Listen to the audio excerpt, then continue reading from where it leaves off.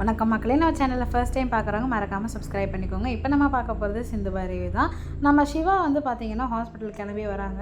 ஸ்னேகா வந்து பார்த்திங்கன்னா சிவா கிட்டே போயிட்டு ரொம்ப லவ்வோட ரொமான்ஸ்லாம் பண்ணணும் அப்படின்னு சொல்லிட்டு பேசிகிட்டு இருக்காங்க. ஆனால் சிவா வந்து எதுக்குமே வந்து பிடி கொடுக்காமல் பேசுகிறத பார்த்துட்டு நம்ம ஸ்னேகா வந்து ரொம்ப வந்து அப்செட் ஆகிடுறாங்க.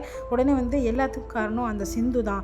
அந்த சிந்துவால் தான் வந்து சிவா என்கிட்ட நெருங்கி பேசவே மாட்டேங்கிறான், பழகவே மாட்டேங்கிறான், ஏதாவது ஒன்று செய்யணும் அப்படின்னு சொல்லிட்டு உடனே தனியாக உட்காந்து அழுதுட்டு இருப்பாங்க. அந்த நேரம் வந்து சிந்துவா நம்ம ஸ்னேகாவோட அப்பா வராங்க.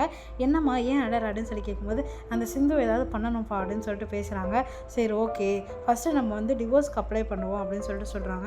எப்படிப்பா, அதுக்கு தான் லாயர் வந்து சிந்துவோட கையெழுத்து மட்டும் இருந்தால் பார்த்தாது, சிவாது வேணும்னு சொன்னாங்களே அப்படின்னு சொல்லிட்டு சொல்கிறாங்க.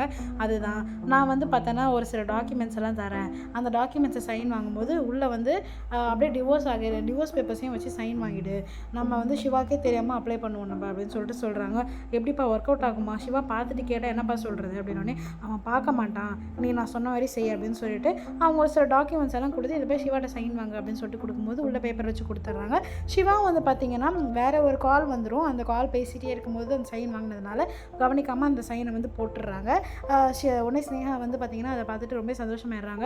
எப்படியோ நம்ம சிவாக்கிட்டேருந்து சைன் வாங்கியாச்சுன்ட்டு இப்போ வந்து லாயர் கிட்ட போயிட்டு சிவாவோட அந்த சைன் பண்ண டாக்குமெண்ட்டை கொடுத்துட்டு இப்போ வந்து நீங்கள் வந்து கோர்ட்டில் வந்து டிவோர்ஸ்க்கு அப்ளை பண்ணுங்கள் அப்படின்னு சொல்லிட்டு சொல்கிறாங்க.